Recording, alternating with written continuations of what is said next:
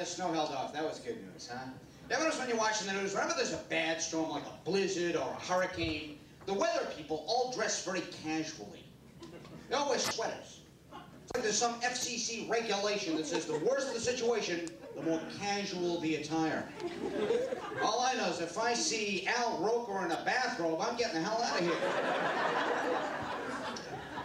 My car's bad in the snow, I gotta get another one. You know, whenever I buy a new car, I'm always looking for the cheapest one I can find.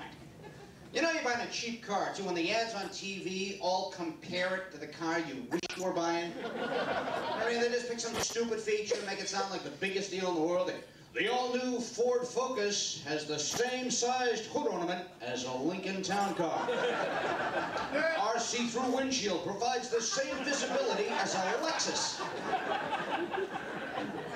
Something about these Volvos really bothers me. If these cars get any safer, they'll actually increase your longevity. Pretty soon they'll be guy in the yes, thanks for the Volvo standard equipment. I can check my blood pressure, monitor my cholesterol, and receive a complete prostate exam on my way to work. And thanks to the Nordic Track front seat, I'm actually toning my buttocks while I drive. I notice a lot of the car manufacturers now claim they're working on some futuristic new model that doesn't pollute or use any fossil fuels, but they never really seem to come out with anything new. You know, every once in a while they make an announcement. Our new concept car will solve all of our country's energy problems, as well as create a lot of new jobs. Oh, really? How does it work? It's pulled by poor people. Is this fast enough, Mr. Baldridge? I just spent a lot of money on a new computer. Still trying to figure out how to use this thing. I do think the internet is really amazing. You know, when you think a 12-year-old in Boston can log on and chat with a Japanese pedophile on the other side of the globe. Boy, when I was a kid, I'd leave home just to get molested by a local degenerate.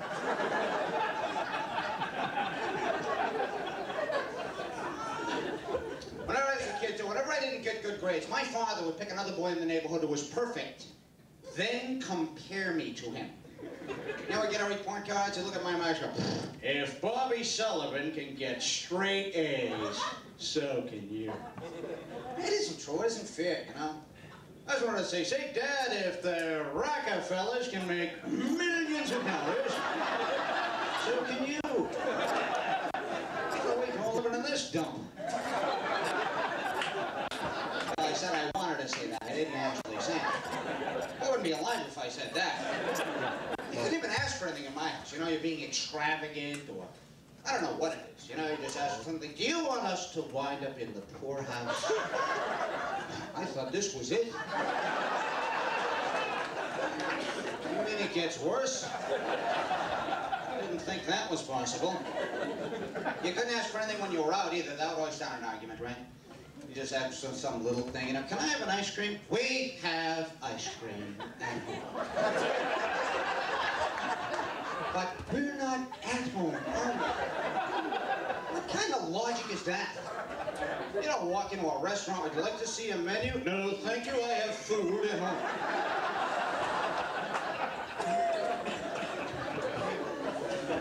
A young mother like mine, to save money when I was a kid, she never bought my clothes to fit me that year. So live a life for the next 3 or 4 years in a row. You know, so he'll get more than one season out of these. And your pants were especially easy to buy, right? As long as the waist was about right, it didn't really matter how long they were. We'll just hem those up for you. Oh, yeah, nothing's better than an 8-inch hem. Plenty of room to grow in. Of course, then when you did grow, she does let the hem down. Every time she did, you get a nice white ring at the bottom of your hand. That's how they charted my growth as a kid. You've got 3 rings, you're really shooting up there. You're gonna be a 6-footer. I took great pride in your height for some reason. I was never 6 feet tall. I'm like 5'8". I'm lucky if I'm still that tall, because you shrink as you get older. You ever notice your older relatives keep getting smaller and smaller? I had an uncle who was 3'9". Well, mother had weird things too. Like if she lost something around the house, she wouldn't go look for it like a normal person. She'd pretend to be the thing that she lost. If my mother lost a spoon, she'd stand in the middle of the kitchen and go, now if I were a spoon, where would I be? You're scaring the hell out of me now. Mothers issue challenges too when they start to get angry, right? If you think I'm going to put up with this another minute, you just try me. Okay. It didn't take much to set her off either. All I had to do was walk into a room. It's like, will you stop traipsing through this house? Traipsing? I never heard of the word before. If you came in late, it's what time did you come waltzing in? I don't know, I traipsed out about 7:30. I don't know what time I finally waltzed back in again. And where were you? Out gallivanting?